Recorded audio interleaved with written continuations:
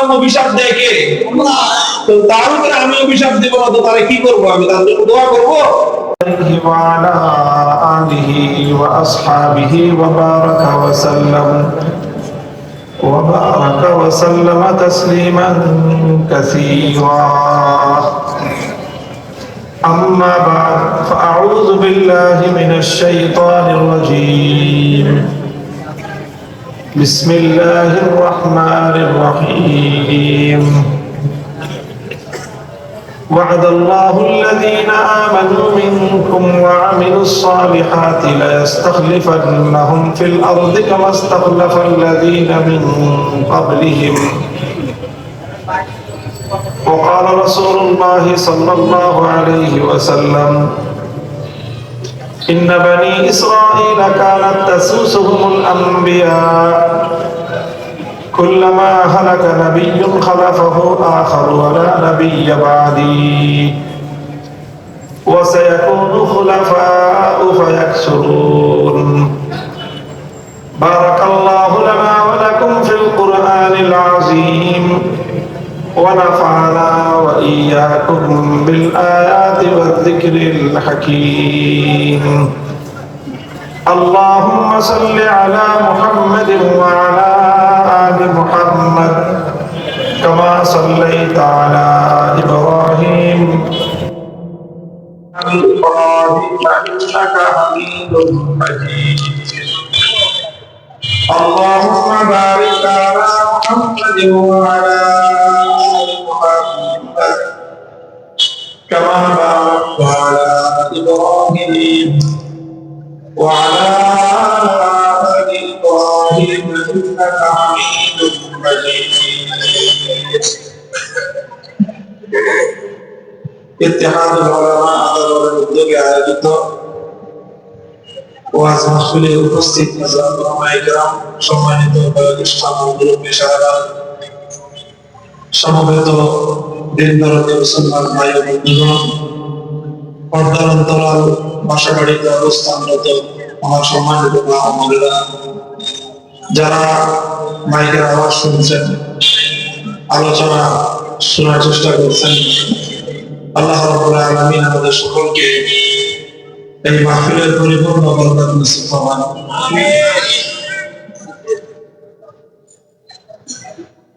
হযরত মাওলানা তাহমিদুল মাওলা এতক্ষণ পর্যন্ত আপনাদের সামনে খুব গুরুত্বপূর্ণ কথাবার্তা বলতেছিলেন। মাওলানা আমার চেয়ে বয়সে ছোট, কিন্তু ইলমে বড়।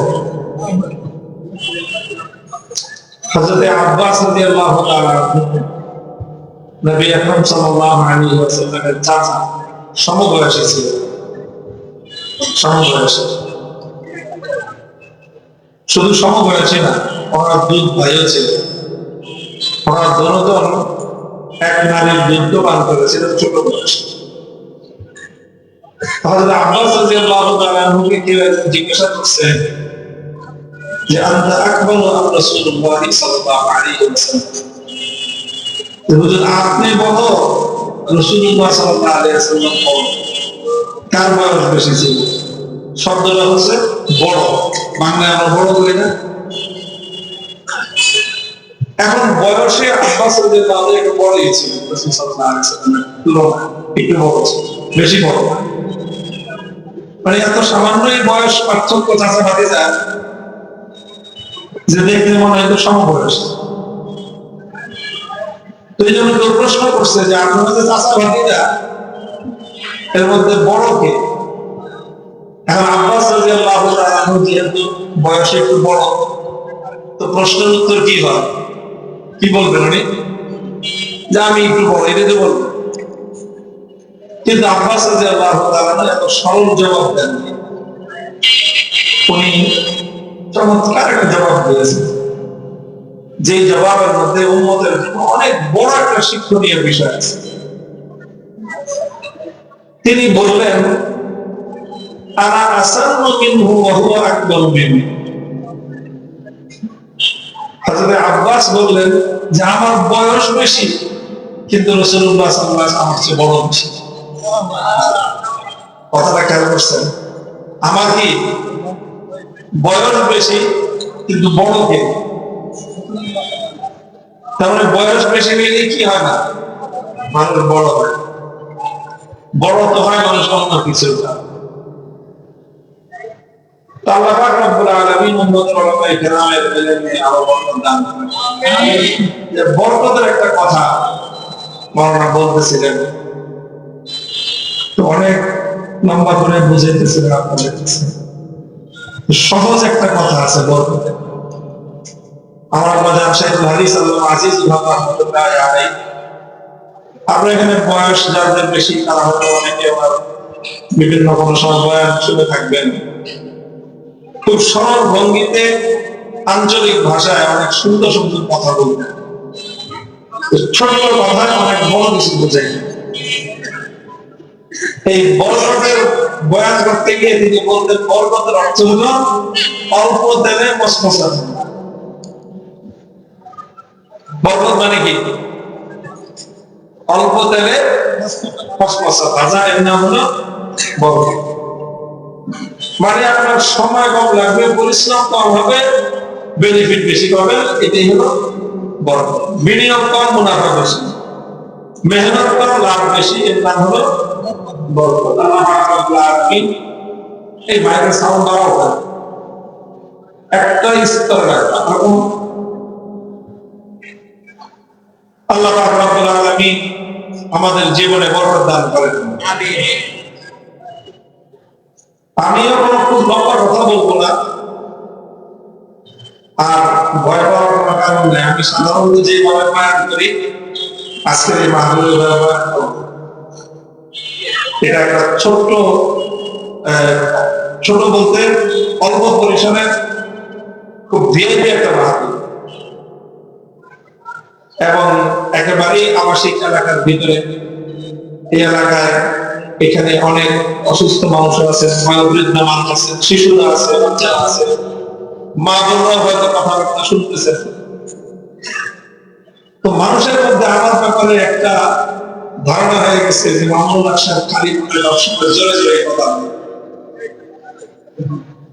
আসলে দোষটা খালি আমার, দোষটা আমার জন্য, মানুষের দোষ তার চেয়ে বেশি আমার শ্রোতা।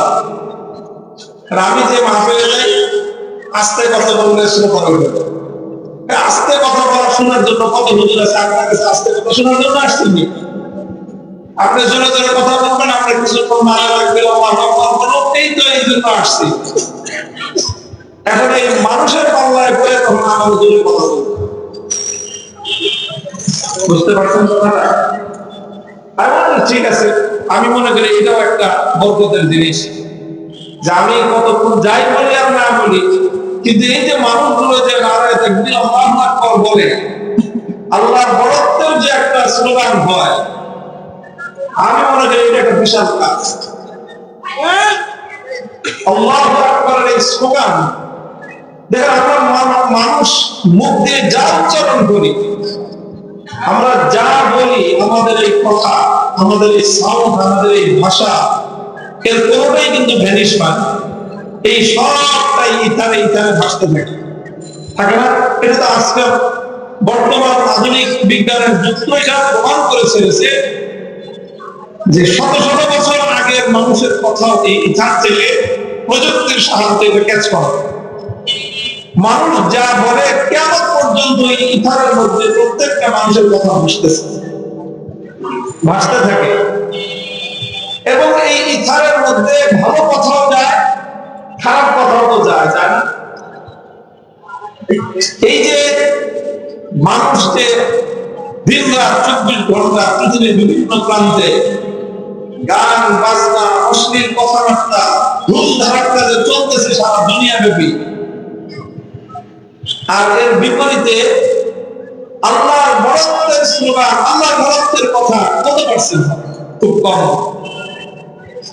তো এই জন্য আমি মনে করি যে আমাদের কথার মাধ্যমে, আমাদের আলোচনার মাধ্যমে কিছুক্ষণ যে সম্মিলিত কণ্ঠে হাজারো লাখো মানুষ যে ঐক্যবদ্ধ হবে আল্লাহু আকবার, আল্লাহর বরকতের যে স্লোগানটা তুলে, এটা এই ইথারের ভারসাম্যটাকে রক্ষা করেছে। না হলে এই ইথার থেকে মানুষের খারাপ কথা, অশ্লীল কথা, গান বাদ্যের যে খারাপ প্রতিক্রিয়া সমাজের উপর পড়তো, ব্যাড ইফেক্ট পড়তো, এটা অনেক বড় খারাপ কিছু। ব্যাড এফেক্টের কারণে সমাজের মধ্যে মানুষের উপর আরো বাজে প্রভাব তৈরি হতো। তো যাই হোক, বলতেছিলাম যে এই জন্য সাধারণত ভিন্নভাবে ওয়াজ করি, আর সাধারণ আস্তে আস্তে আলোচনা কথা কিন্তু অনেক আছে, মানুষের শুনে না। মানুষ তো আজকে ওয়াজ ওলামায়ে কেরামের কাছে গিয়ে কম শুনে। মোবাইল হুজুর আছে, মোবাইল শরীফের কাছ থেকে বেশি শুনে। ইউটিউব শরীফ আর ফেসবুক শরীফ আছে, এখানে ঘাটতে থাকে আর শুনতে থাকে, ঘাটতে থাকে আর শুনতে থাকে। শুনে শুনে অনেকে আর বড় পণ্ডিত হয়ে যায়। তো মোবাইল ঘাটলেই দেখে এখানে আমার জোরে জোরে আওয়াজ আসে, এই জন্য এরকম একটা ধারণা তৈরি হয়ে গেছে। আসলে তো ইউটিউবে ফেসবুকে সব রকম আলোচনাই আছে, আস্তে যে কথাগুলো বলি মানুষ শুনে। আমি তো বলি মানুষ শুনে না, মানুষ শুনে শুধু ওইগুলা। যাই হোক, আমি বলতেছিলাম যে আজকের এই মাহফিল উপলক্ষে অল্প কিছু কথা আমি আপনাদের সম্মুখে আরজ করবো। আমার চিরাচরিত আলোচনার যে ভঙ্গি, যে ভাব, তার চেয়ে একটু ব্যতিক্রম হবে।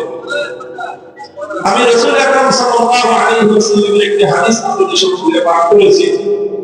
হাদিসটি হাদিস বর্ণনা গ্রন্থ প্রায় সকল হাদিসের কিতাবের মধ্যে হাদিসটি বর্ণিত হয়েছে। রাসূল আকরাম সাল্লাল্লাহু আলাইহি ওয়াসাল্লাম হাজার হাজার বছর ধরে চলে আসা পৃথিবীর একটা ধারাবাহিকতার কথা আল্লাহ নবী বলেছেন।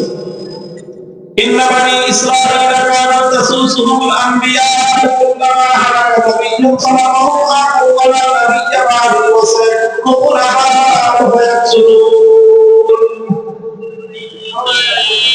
ইব্রাহিম আলাইহিস সালাতু ওয়াস সালামের দুই ছেলে, কয় ছেলে?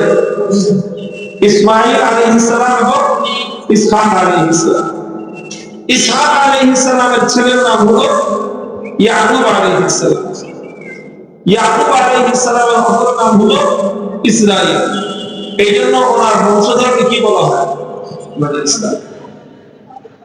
তো হাজার হাজার বছর পর্যন্ত নবীগণ, আম্বিয়ায়ে কেরাম এই ইসহাক আলাইহিস সালামের বংশধরদের মধ্যে থেকে এসেছে।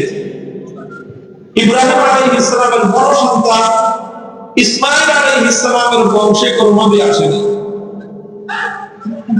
একেবারে সর্বশেষ নবী, আখেরি নবী মুহাম্মদুর রাসূলুল্লাহ সাল্লাল্লাহু আলাইহি ওয়াসাল্লাম, তিনি এসেছেন ইসমাঈল আলাইহিস সালামের বংশ থেকে।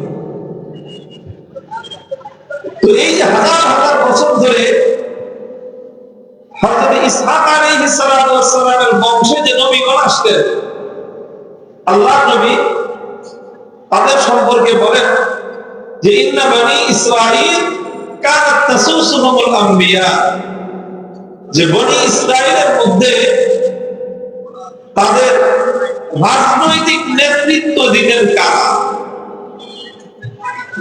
রাজনৈতিক নেতৃত্বের কথাই আল্লাহ নবী এখানে বলেছেন। তাসুসু শব্দটা এসেছে সিয়াসাতুন শব্দ থেকে। কি শব্দ থেকে? সিয়াসাত। সিয়াসাত শব্দ তো অনেক মানুষই শুনে থাকবে না। অনেক মানুষ, একটা লোক ছিল আমাদের বাংলাদেশে, এখন তার কথাবার্তা শুনে জানা গেল সে এখন বন্দী আছে। বাংলাদেশের মানুষ অনেকে তার একটা মুরগি ছিল। তো এই লোকের সাথে একদিন একটা টক শোতে আমার আলোচনা, তো সে আমাদেরকে বলতেছে যে কোরআনের মধ্যে রাজনীতি বলতে কিছু নাই, রাজনৈতিক কোন বিধান আল্লাহর কোরআনে নাই, ইসলামে নাই। প্রমাণ কি? সে বলে প্রমাণ হলো যে রাজনীতির শব্দ হলো সিয়াসত, আর কোরআনের মধ্যে কোথাও সিয়াসতের শব্দ নাই, সুতরাং ইসলামের রাজনীতি নেই। এই হলো তার যুক্তি আর এই হলো তার প্রমাণ। যে আমি সেখানে তাকে ভিন্ন জবাব দিয়েছিলাম। সব কিছুর ডিটেইলস কোরআনে কারীমের মধ্যে তালাশ করা আর আল্লাহর নবীর হাদিসকে উপেক্ষা করে চলা, এটা উম্মতের মধ্যে মস্ত বড় এক গুমরাহি এবং বিভ্রাট। এটা একটা বড় ফিতনা। এটাকে বলা হয় ভালো সুরতে শয়তান মানুষকে ধোঁকা দেয়, তার মধ্যে এটা একটা সুরত। পরে যে বাস কোরআনে কি আছে এটা দেখা, কোরআনে কারীমে কি আছে এটা আমাকে দেখা। এরকম অসংখ্য দৃষ্টান্ত আছে। হযরত ইবনে মাসউদ রাদিয়াল্লাহু তাআলা আনহু, আব্দুল্লাহ ইবনে মাসউদ রাদিয়াল্লাহু তাআলা আনহু আলোচনা একটু আগে আপনারা শুনলেন। আব্দুল্লাহ ইবনে মাসউদ রাদিয়াল্লাহু তাআলা আনহুর কাছে ওই সময় এক মহিলা আসছে। এক মহিলা এসে বলতেছে, খুব তেজি মহিলা, জাতরের মহিলা, এসে বলতেছে, হুজুর শুনলাম আপনি নাকি এই যে আমরা যারা একটু ফ্যাশন করে চলি, আমরা ফ্যাশন করে চলি, মাথায় একটু আলাদা আলাদা চুল লাগাই, ভ্রু একটু প্লাক করি, তারপরে দাঁত গুলোকে একটু ঘষে মেজে সোজা করি, চোখটা বানাই, এগুলি করে আমরা একটু নিজের বয়সটাকে কম দেখানোর চেষ্টা করি। আপনি এই ধরনের মহিলাদের উপর আপনি অভিশাপ দেন, এরকম শুনলাম। শেষে চার্জ করতেছে ইবনে মাসউদ রাদিয়াল্লাহু আনহুকে। হযরত আব্দুল্লাহ ইবনে মাসউদ রাদিয়াল্লাহু তাআলা ওই মহিলাকে জবাব দিলেন যে, আরে আমি তো ওই মহিলাকে, ওই মানুষের উপর আমি অভিশাপ দিব না কেন, যার উপরে স্বয়ং আল্লাহ এবং তার রাসূল অভিশাপ দিয়েছেন, আমি কেন তাকে অভিশাপ দেব না? যার উপরে স্বয়ং কে অভিশাপ দিয়েছেন? তো এই মহিলা তৎক্ষণাৎ জবাব দেয়, কই আমি তো আল্লাহর কিতাব কোরআন শুরু থেকে শেষ পর্যন্ত পুরোটা পড়ছি, আমি তো কোথাও দেখি নাই আল্লাহ আপনার মতো আমাদের উপর অভিশাপ দিছে। বুঝতে পারছেন ছেলেরা? মানে সে পুরা কোরআন শরীফ অধ্যয়ন করে তারপরে আসছে হুজুরের সাথে তর্ক করতে, যে আপনি যাকে অভিশাপ দিচ্ছেন, যে এই যে যারা নাকি মাথায় আলগা চুল ব্যবহার করে, যারা দাঁত বয়স হয়ে যাওয়ার কারণে মানুষের দাঁতের মধ্যে একরকম অবস্থান তৈরি হয়, দাঁতের স্বাভাবিকতা, তখন সেটাকে আবার কৃত্রিম উপায়ে দাঁতকে ঘষে ঘষে এটাকে এটার আকৃতি পরিবর্তন করা। তারপরে যারা শরীরের মধ্যে উল্কা আঁকে, শরীর ছিদ্র করে করে শরীরের ভিতরে নানা ধরনের মেডিসিন ঢোকায় শরীরের মধ্যে ডিজাইন করে ট্যাটু আঁকে, এইরকম কয়েক শ্রেণীর নারীদের উপর হযরত আব্দুল্লাহ ইবনে মাসউদ অভিশাপ করতেন। তো যখন এই মহিলা ওনাকে এসে চার্জ করলো, আপনি এরকম করেন কেন? তো ইবনে মাসউদ জবাব দিলেন যে, আরে যার উপরে স্বয়ং অভিশাপ দেয় কে, তো তার উপরে আমি অভিশাপ দিব না তো তাহলে কি করবো? আমি তার জন্য দোয়া করবো? তো সঙ্গে সঙ্গে মহিলা জবাব দেয়, আল্লাহ অভিশাপ দিছে মানে? আমি তো কোরআন শরীফের শুরু থেকে শেষ পর্যন্ত ভালো করে পড়ছি, অধ্যয়ন করছি, রিসার্চ করছি, গবেষণা করছি, গবেষক তো গবেষিকা, আমি ভালো করে গবেষণা করে আসছি, আমি তো কোথাও পেলাম না যে আল্লাহ পাক এইরকম যারা আলগা চুল লাগায়, যারা শরীরের মধ্যে ট্যাটু আঁকে, যারা দাঁত চিকন করে, এই জাতীয় নারীদের উপর আল্লাহ পাক অভিশাপ দিয়েছেন, এটা তো আমি কোরআনের কোথাও পাই নাই, ভালো করে আমি গবেষণা করছি। ইবনে মাসউদ রাদিয়াল্লাহু তাআলা বললেন, লাউ কুনতি তারাতিহি লাওয়াজাতিহি, তুমি গবেষণা করেছো, তুমি কোরআন সত্যিকার পড়ার মতো, অধ্যয়ন করার মতো অধ্যয়ন করো নাই। তুমি যদি সত্যিকার সোর্স থেকে কোরআন পড়তা তাহলে তুমি ঠিকই পাইবা। তুমি যদি সত্যিকার কোরআন যেভাবে পড়তে হয়, যেভাবে জানতে হয়, সেই জানার মতো করে যদি তুমি জানতা, তাহলে তুমি কোরআনের মধ্যে সেটা পেতা। তারপরে নিজে উনি ব্যাখ্যা দিলেন যে তুমি পাও নাই আর আমি পাইছি, কারণটা কি? ইবনে মাসউদ রাদিয়াল্লাহু তাআলা তখন ওই মহিলাকে বললেন, আমা ওয়াজাতি, তুমি কি কোরআনে কারীমের মধ্যে এমন কোন আয়াত পেয়েছো মা আতাকুমুর রাসূল ফাখুযুহু ওয়া মা নাহাকুম আনহু ফান্তাহু মা আতাকুমুর রাসূল ফাখুযুহু ওয়া মা নাহাকুম আনহু ফান্তাহু। যে তোমাদেরকে তোমাদের নবী যে নির্দেশ দিয়েছে সেই নির্দেশ বাস্তবায়ন করো, সেটা পুরা করো, নির্দেশ মান্য করবা। আর নবীজি তোমাকে যে বিষয়ে নিষেধ করেছেন সেটাকে বর্জন করবা। এই কথা কোরআনে আছে? হ্যাঁ, তা তো আছে। এই কথা তো আছে কোরআনে যে নবী যা বলবেন সেটা মানতে হবে, নবী যেটা নিষেধ করবেন সেটা বর্জন করতে হবে। এটা তো সরাসরি আল্লাহর কোরআনের নির্দেশ। এই আয়াত পাইছো কোরআনে? হ্যাঁ, এটা পাইছি। তাহলে এবার শুনো, আল্লাহর নবী যেটা নিষেধ করেছেন সেটা শুধু নবীর যেটা নবীজি আদেশ করেছেন সেই আদেশ শুধু নবীর আদেশ নয়, নবীর প্রত্যেকটা আদেশই প্রকারান্তরে আল্লাহর আদেশ। নবীর নিষেধ শুধুমাত্র নবীর নিষেধ নয়, বরং নবী যা কিছু আদেশ করেন, যা কিছু নিষেধ করেন, এই প্রত্যেকটাই নবীজি নিজের পক্ষ থেকে শুধু করেন না, স্বয়ং আল্লাহর পক্ষ থেকে অথরিটি হিসেবে তিনি নিষেধ করেন, আদেশ করেন। সুতরাং নবীর নিজের আদেশ মানে আল্লাহর আদেশ, নবীর নিষেধ মানে আল্লাহর নিষেধ। আর সেই নবীজি বলেছেন লানাল্লাহুল ওয়াসিলাতি ওয়াল মুসিলাতি ওয়াল মুতাফাল্লিজাতি ওয়াল মুতানাম্মিসাত। এরপরে ইবনে মাসউদ বললেন যে আমি আল্লাহর নবীর কাছে শুনেছি, আল্লাহর নবী বলেছেন আল্লাহ পাকের অভিশাপ ওই সকল নারীদের উপর যারা নিজেদের মাথায় আলগা চুল ব্যবহার করে। আল্লাহর নবী বলেছেন আল্লাহর অভিশাপ ওই সকল নারীদের উপর যারা নিজেদের শরীরের মধ্যে সৌন্দর্যের জন্য ট্যাটু আঁকা, ওই সকল নারীদের উপর যারা নিজেদের সৌন্দর্য বর্ধন করার জন্য দাঁত এটা চিকন করে, দাঁতের কৃত্রিম, দাঁতের অকৃত্রিম স্বাভাবিক সৃষ্টিগত রূপ পরিবর্তন করে বিকৃত যারা করে ফেলে, ওই সকল নারীদের উপর আল্লাহ অভিশাপ দিয়েছেন। এটা আল্লাহ নবী বলেছেন। সুতরাং যেহেতু আল্লাহ নবী বলেছেন, এটাই আল্লাহর নির্দেশ, এটাই কোরআনের নির্দেশ। মাঝখান থেকে যেহেতু কথা চলে আসলো, এই জন্য মাসলাটা বলে দিই, এই জন্য আবার অনেকে বিভ্রান্তির মধ্যে আরেক করে যাবেন। এই আলগা চুল ব্যবহার করার একটা পয়েন্ট আসছে, এটা আবার বিউটি পার্লাররা ক্ষিপ্ত হয়েছে, বুঝতে আবার কি মাসলা শুরু করছে। এগুলা আলগা চুলের ব্যাপার হলো, দেখেন আলগা চুলটা বিশেষ করে বলে এটা তো একটা ব্যাপক সমস্যা। আলগা চুল দুই রকম হয়। কয় রকম? একটা হলো আসল চুল আর একটা হলো নকল চুল। বুঝেন নাই? একটা হলো একেবারে অরিজিনাল মানুষের চুল আর একটা আর্টিফিশিয়াল চুল। আছে দুই রকম।